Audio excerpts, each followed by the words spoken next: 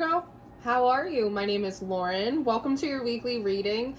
So this week I put on the Shufflemancy for you and I got a really interesting song. I got Pepper by the Butthole Surfers. Now, pepper in spellcraft is something that we use oftentimes as a protectant. So it feels like you're learning how to protect your energy and particularly your mind a lot better from sort of the intrusiveness of other people. And as I was listening to Pepper, I got this image from the final scene in one of my favorite movies, which is Garden State. And at the end of the movie, Zach Braff and Natalie Portman are standing in the middle of the airport, and it's almost like a montage. There's people moving around them really, really quickly, all sped up. But there they are in a moment of stillness, kind of embracing one another. And so it sort of feels like one of those moments when everyone and everything is moving so quickly around you that you, for some reason, have hit this moment of clarity. As if you were in the middle of the hive and you're seeing everyone run around like chickens with their head cut off, trying to go from here, from there, and you have this moment of clarity of, what am I doing? What am I doing right now? It's kind of a little bit like existentialist, but it feels really good because there's this sense of you like being locked back into yourself, you being locked back in to your spirit. When I'm thinking about the lyrics in Pepper, the chorus goes, I don't mind the sun sometimes, the image as it shows. I can taste you on my lips and smell you in my clothes. And that line is really interesting to me. I can taste you on my lips and I can smell you on my clothes, right? Going back to Pepper as a protectant. I think that part of this moment of clarity for you, Virgo, is realizing just how much of other people's energy, how much of their stuff, how much of their fears and their anxieties and their projections are like sticking to you, that like when you look at yourself or when you smell yourself, it's almost like you don't smell like your pheromones, like you don't look like you. It's just like a lot of other people's stuff piled on top of you, which has kind of been distorting the way that you view yourself. And that's that moment of, wait a second, what am I doing and what are we all doing? This isn't who I am. Wait a second. And that's the thing that kind of snaps you back in. And the other part of that chorus is cinnamon and sugary and softly spoken lies. You never know just how you look through other people's eyes.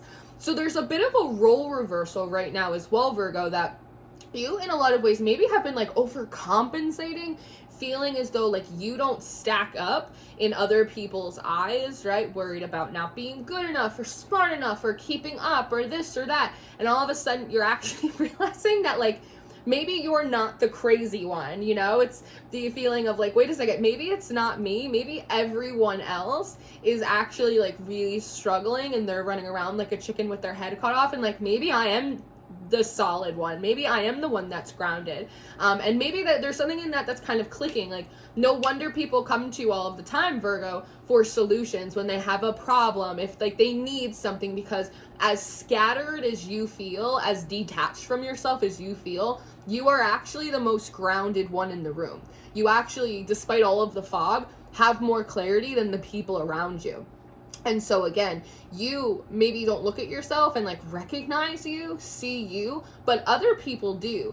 And also part of this role reversal is the ways in which you have like exalted other people, put them on a pedestal, and all of a sudden in this moment of clarity, you're kind of sitting around and you're looking at how everyone is operating like really like mechanically, right? It's like at the airport, all right, I gotta take my shoes off, I gotta go through security, okay, where's my gate and where's this, and do I have time to get an $8 bottle of water, and and you're sitting there going, whoa, I idealize these people, we gotta cut that shit out immediately because look at all of them. Holy shit. Like, it's one of those moments, you know? It's kind of like one of those come to Jesus moments, Virgo, but it feels really freeing for you, and it feels like it's almost like an instantaneous grounding, as if you sort of like astral projecting, like you've just been floating above your body for a long time, and all of a sudden it's like you just land right back in your own shoes.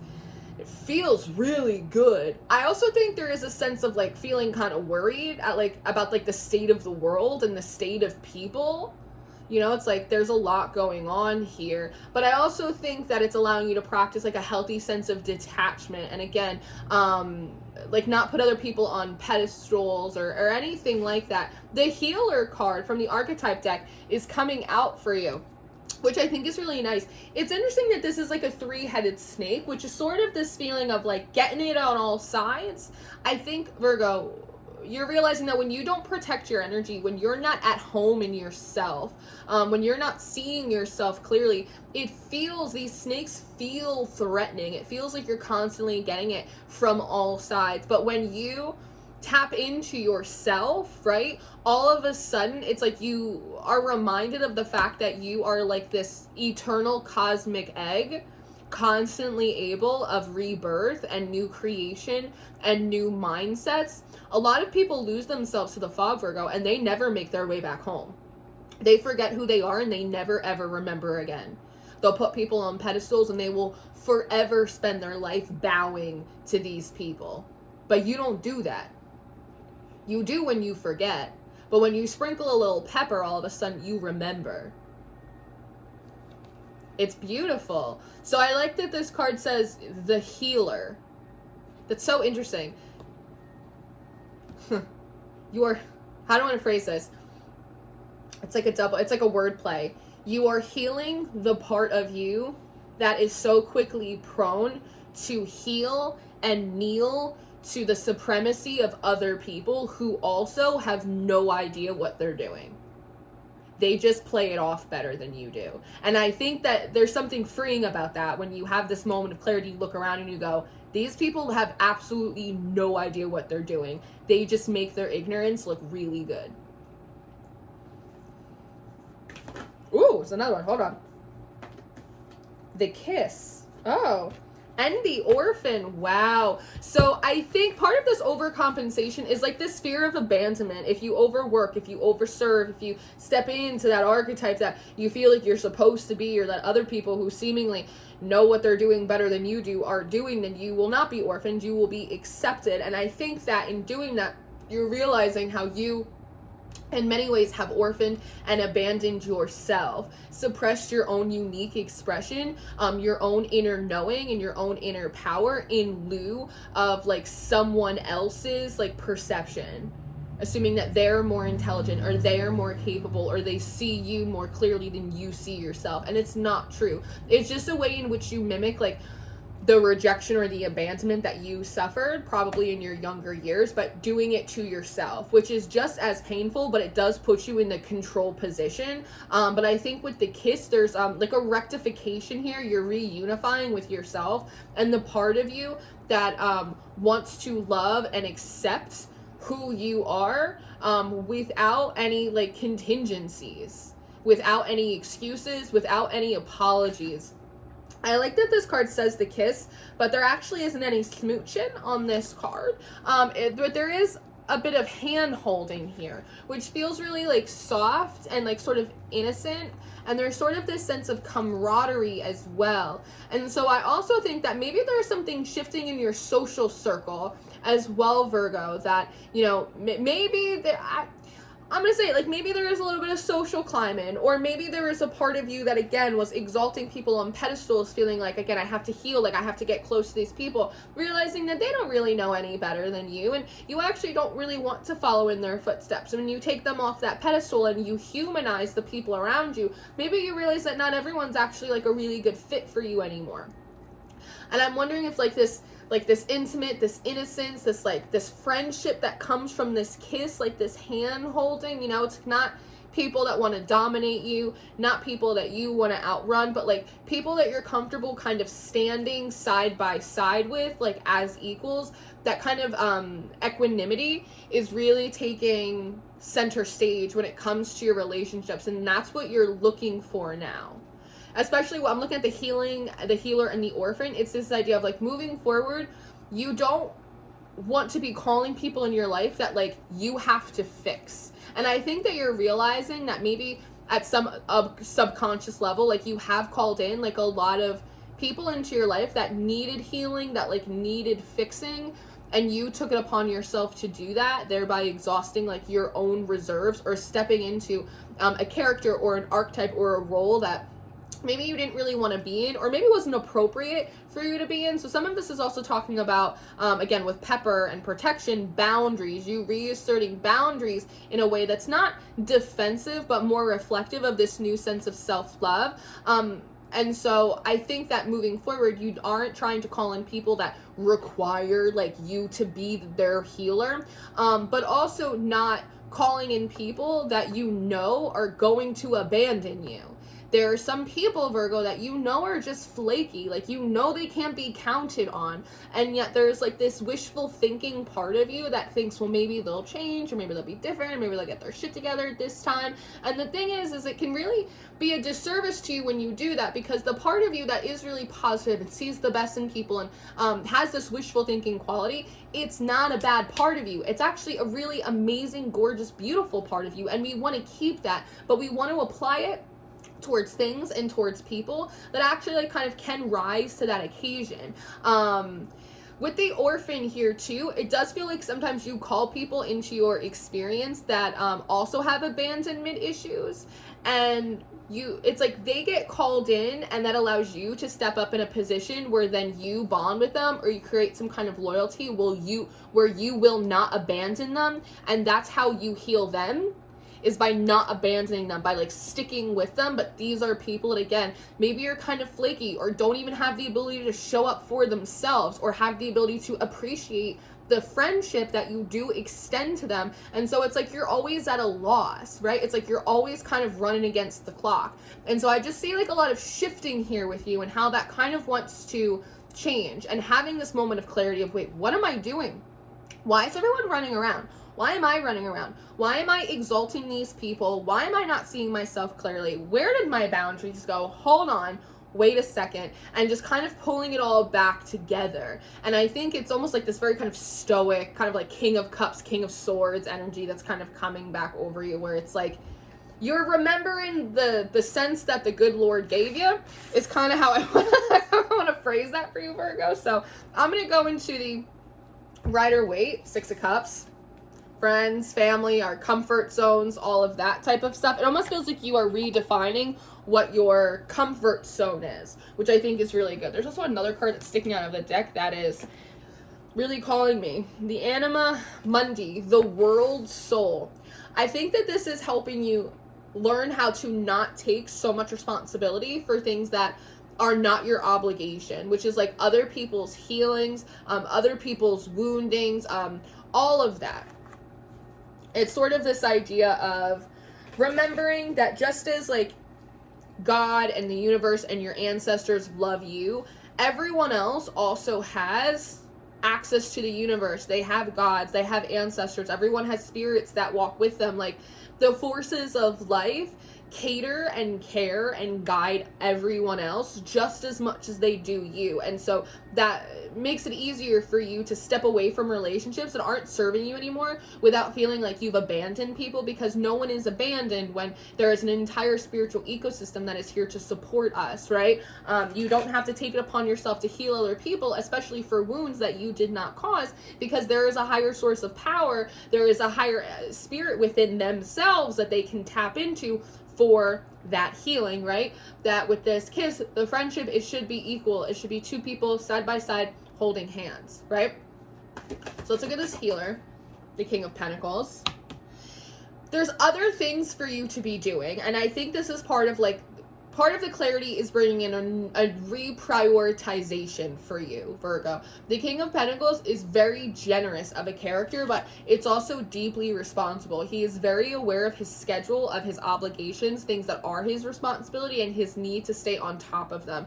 And you might be realizing ways in which there are aspects of your own life or your own progress that haven't been tended to because you've been too busy watering everyone else's garden. Yes? And so I just think that you are refocusing a little bit more on yourself. I don't think that you are becoming, nihilistic or hyper individualistic. I just think that you are prioritizing your own needs and what you have to get done as well. Also recognizing that when you're in a better and a stronger position, you also have the capacity to help more people to a greater extent, but with also, you know, boundaries. Ace of Wands, right? So we're right on the money there. I also think, you know, the Ace of Wands, it talks about an influx of creativity, an influx of energy as well. And so I think when you kind of like step outside of everyone else for a moment and reset your energetic boundaries, I think you're actually going to be surprised how much energy you have to use on everything else. It's almost the idea of like you've been at the bottom of your list for far too long, and when it comes time, Virgo, to get your own stuff done, you're absolutely exhausted and like you can't even take care of your own obligations and responsibilities. But when you offload everyone else's stuff back onto them, because it's their responsibility, right, to follow their own North Star and get to where they need to go, all of that energy is now at your disposal. So it feels like you're going to be getting through things quicker and more successfully than you were in the past. And they're saying with some left over to spare, keep the change. That's funny. Keep the change, but like keep the change. That after you're done with all of your duties and responsibilities, you're still going to have energy left over. And that's going to be really surprising to you, because I think, Virgo, that you think you're so smart and clever that you know how much energy people take from you. But I think this is showing you that you actually had no idea. Whatever it was that you thought they were taking, double it. Look at this orphan. The Hangman and the Ten of Pentacles. So this is interesting. It's kind of this feeling of a bit of a merry-go-round.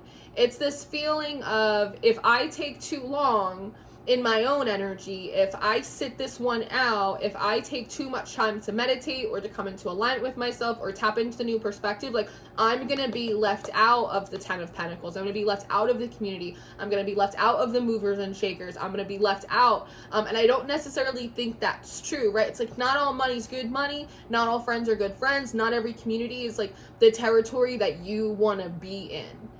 Does that make sense?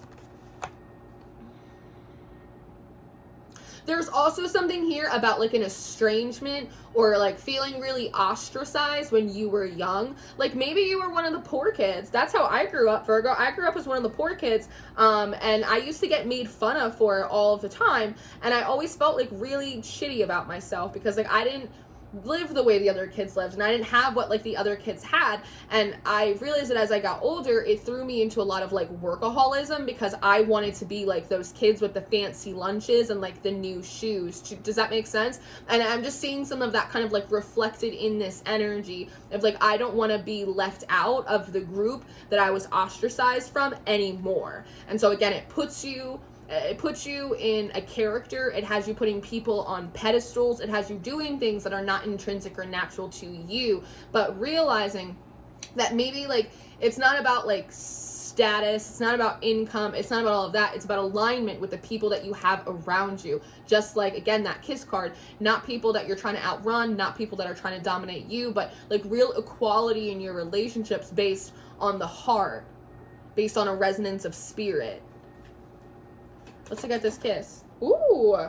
So we have the Four of Cups. It's coming out a little bit kind of reversed on its side. So there's kind of a decision point here. I feel like it's not completely reversed. It's not fully in action. Temperance, yeah. Because you're still trying to figure out, like, what is a healthy friendship? A lot of this feels like it has to do with friendship more than romance, though the best relationships are built on friendship. Like, what that looks like to you. Because I think almost every friendship you've ever had has been based on you overextending yourself to others. And so, again, the idea of pulling that back or resetting boundaries might feel a little bit selfish or inappropriate, when actually it's a much healthier way to go about doing things. So I just think that you're not totally out of this energy yet, because you're still in the process of restructuring, right? With the Nine of Swords here, it can be giving you a little bit of stress, but with the Moon as well, with the Queen of Wands underneath that, it just feels a lot like these narratives about who you're supposed to be or what you're supposed to do, or again, putting people on pedestals,